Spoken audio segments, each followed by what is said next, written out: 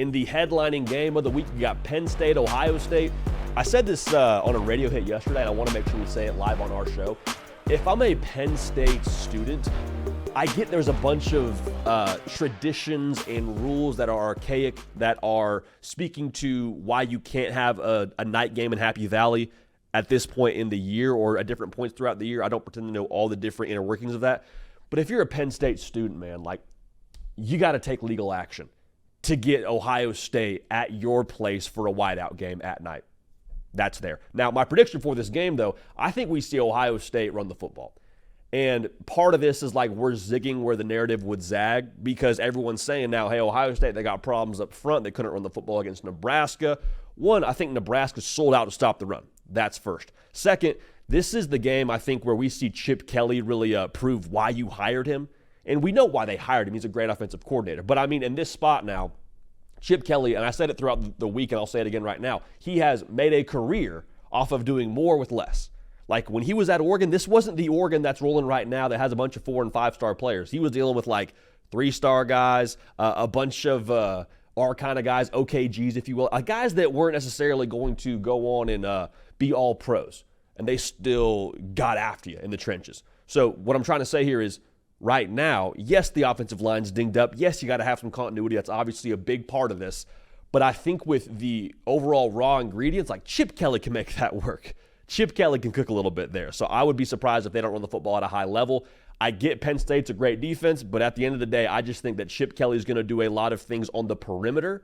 I would expect a lot of the outside zone, expect a lot of tosses, expect a lot of getting around the tackles sort of looks for you, if you will, if you're Ohio State. That's, I think, the way they run the football. And I'll say this again, I think they do it at a really high level this upcoming week. We'd like Ohio State to win that football game. College football sickos, make sure you're subscribed right here. Whether you're a Tennessee fan, a Miami fan, a Texas fan, a Georgia fan, whoever you are a fan of, an Oregon fan, whoever you're a fan of, we're going to talk about your team, and we're going to talk about the greatest sport on the face of planet Earth every single day. So make sure you're locked in. We appreciate you in advance for being subscribed. This is the week now. If you're a Tennessee fan, listen very closely. This is the week it all comes together. This is the week it happens. How long have we talked about, hey, Tennessee's so close, a play here, a play there. Man, if Nico just dials it in there, man, if we just get him a little extra time. This is the week against Kentucky. You're in the dark mode uniforms. It's Halloween weekend. This is the week where the pass game takes off. Okay, Nico Iamaleava, I said this before, I'll say it again. The fact that he was able to have success at the end of that massive spot against Alabama. It wasn't a thing where Tennessee just ran the football to death at the end of the game to put it on ice. No, Nico Iamaleava made throws downfield to win that football game. I think at that point, that allows that confidence to now ultimately be the difference for him going forward. To do it in a game like he did against Alabama changes, I think, the entire trajectory of what Nico will be in 2024, and it's a massive reason why I think they blow the doors off Kentucky. So, dark mode unis, Nico aerial attack, have a good time in Knoxville this weekend. Trevor Etienne, speaking of having a good time, man, he is switching sidelines in the Florida-Georgia game, the world's largest outdoor cocktail party. Listen, I think he has a day. I think he goes absolutely stupid in this game against Florida for a couple of reasons. One, this game is personal. What I just said, he was at Florida a season ago, made the decision to transfer to Georgia. Now, I don't pretend to know everything that's happening from a dialogue perspective from that fan base to Trevor Etienne, but I have to believe, man, there has been a fair amount of not so nice things said to Trevor Etienne. All that's to say, this game is personal. When things are personal, you play angry. When you're a running back, you run angry. Trevor Etienne running angry is not good news for Florida. I'll say that right now. The second part of this is I think we're seeing Georgia start to return back to bully Georgia, to vintage Georgia, and we'll talk more about Georgia a little bit later in this live show, but like we saw the chokehold approach show itself against Texas. Like Carson Beck struggles a little bit through the air. The box score probably looks worse for him than the way that he played, but you saw Trevor Etienne in that game get leaned on a little bit. And you saw him respond in tremendous fashion with him getting a larger dose of carries. You saw them run on a really good Texas defense, that is.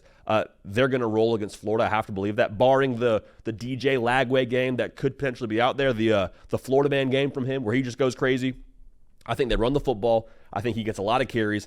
And I think the fact that it's personal elevates him in this game. with the little extra juice for our guy Trevor Etienne. So go ahead and book that one.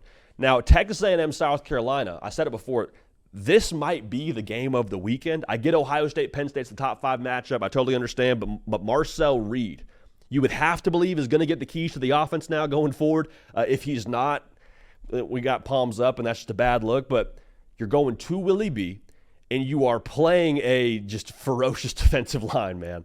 Like Dylan Stewart, he's not going to pull up when he gets close to Marcel Reed and has a chance to tee off. They're going to do everything in their power to make it uncomfortable for this A&M offense and for this redshirt freshman quarterback. Now, it's important to note here, Marcel Reed played against Florida, so that was a massive road spot. The swamp is intense, but I think Willie B at night is going to be a different spot than Florida and the swamp in the sunshine. I guess it was raining that day. You heard what I'm saying. Willie B at night will be a different beast than anything Marcel Reed has had to endure to this point in his career. So I say all that to get to this point. I think South Carolina does a good job, at least in the first half, trying to take away the legs of Marcel Reed in this spot. I think we see the next evolution of this offense. I think we see Marcel Reed actually start to unhitch the wagon a little bit, and I think he proves in this spot now he can beat you with his arm. Just kind of my gut feel on this. I think they end up having a day, and I think they beat South Carolina, and I think that Marcel Reed and what he does as a passer, we leave that game saying, oh, okay, hey, he actually is versatile enough as a quarterback to allow A&M to get to where they want to go, and that'd be a massive variable for us to account for when it comes to the national title picture, and definitely when it comes to the SEC title picture. So those are our predictions for Week 10. Get at me in the live chat, at me in the comment section, and let me know what shot you're calling heading into this upcoming weekend.